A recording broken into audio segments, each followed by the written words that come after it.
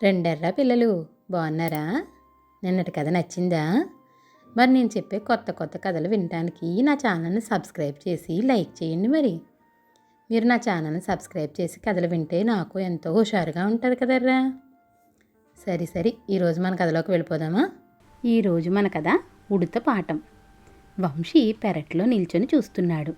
జామ చెట్టు మీద ఉడత అటు ఇటు పరుగులు తీస్తోంది.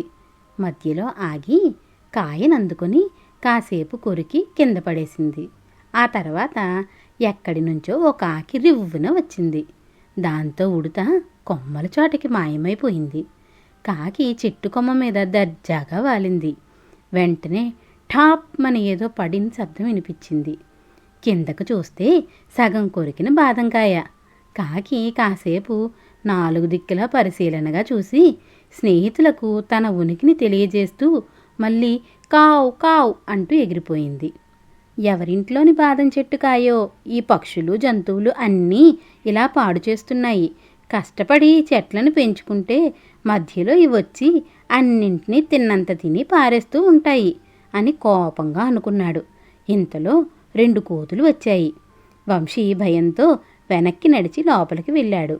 అయినా ఆ కోతుల్ని చూడాలనే కుతూహలంతో మెష్ తలుపులు వేసి అక్కడ నిలబడి చూస్తున్నాడు.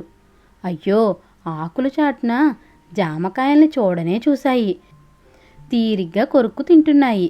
తను తినాల్సిన జామకాయల్ని ఈ కోతులు తింటున్నాయి. కోపంగా అనుకున్నాడు. అటువైపు పావురాలు కూడా సపోటా చెట్టు మీద వాలుతూ ఎగురుతూ విన్యాసాలు చేస్తున్నాయి. తమ జామకాయల్ని తినేసిన కోతుల మీద పట్టరాని కోపం వచ్చింది. తలుపు వెనక ఉన్న కర్ర తీసుకొని వాటిని బెదిరించాడు.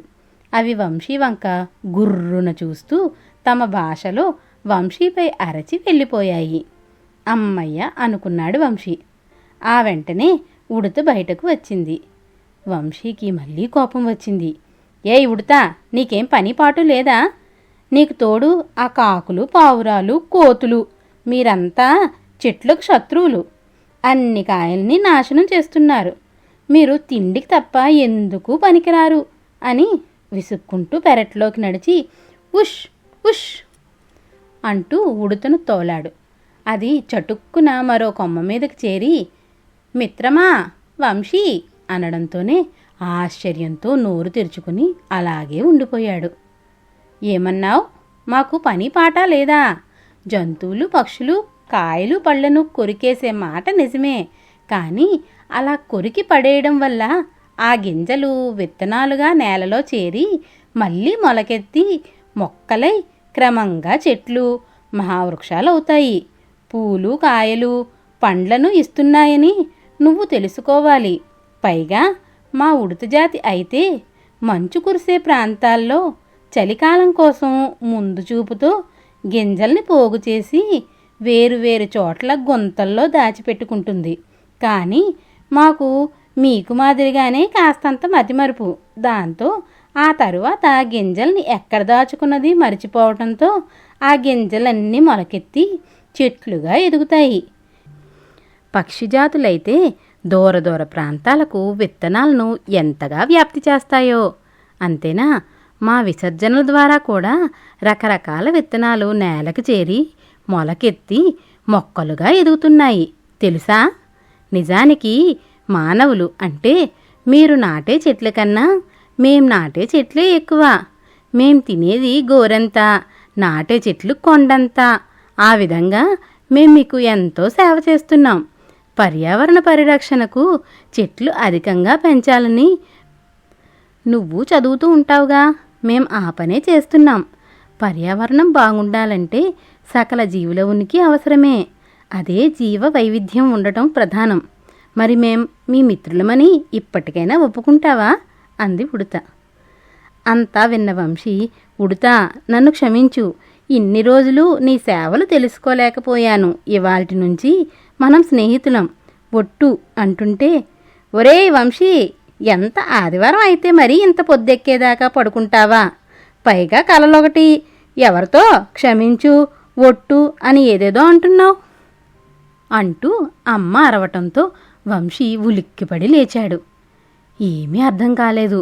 పెరట్లో ఉడుత, కాకి, కోతులు మాట్లాడటం అంతా కళ. ఎంత బాగుంది కళ అనుకుంటూ ఒక్క ఉదుటున లేచి పెరట్లోకి పరుగు తీశాడు. జామ చెట్టు మీద ఉడుత ఏదో కొరుకుతూ కనిపించింది. అమ్మ దొంగ, కల్లో మేం కూడా విత్తనాలు నాటుతాం అని పాఠం చెప్పి ఇప్పుడేమో ఏమీ తెలియనట్టు అమాయకంగా చూస్తావా అని వంశీ అంటుంటే వెనకే ఉన్న అమ్మ నవ్వింది. చూసారా పిల్లలు, మనకి వంశీకి కలలో చెప్పిన ఉడుత చెప్పిన విషయాలన్నీను ఎంతవరకు నిజమో. మనం ఎవ్వరూ తిరగని ప్రాంతాల్లో కూడా ఎన్నో చెట్లు మొలుస్తూ ఉంటాయి. అవి ఎలా మొలుస్తాయి అనేది ఎప్పుడైనా ఆలోచించారా? మన ఇళ్ళ దగ్గర ఎప్పుడైనా పరిశీలిస్తే కాకులు వాలే ప్రదేశంలో వేప గింజలు అవి కనిపిస్తూ ఉంటాయి. చూసారా? కాకులు ఎక్కడైనా వేప పళ్ళు తిని వాటి విసర్జాల ద్వారా వేప గింజలను అవి తిరిగే ప్రాంతాల్లో పడేస్తూ ఉంటాయి. దానివలన అవి మొలకెత్తి వేప చెట్లుగా పెరుగుతాయి. చూసారా పక్షులు మనకి ఎంతగా సహాయం చేస్తున్నాయో.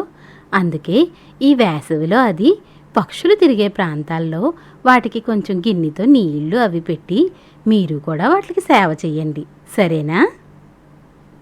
పిల్లలు, కథ నచ్చిందా? అయితే లైక్ చేసి షేర్ చేయండి మరి. అలాగే సబ్స్క్రైబ్ కూడా చేయండిరా.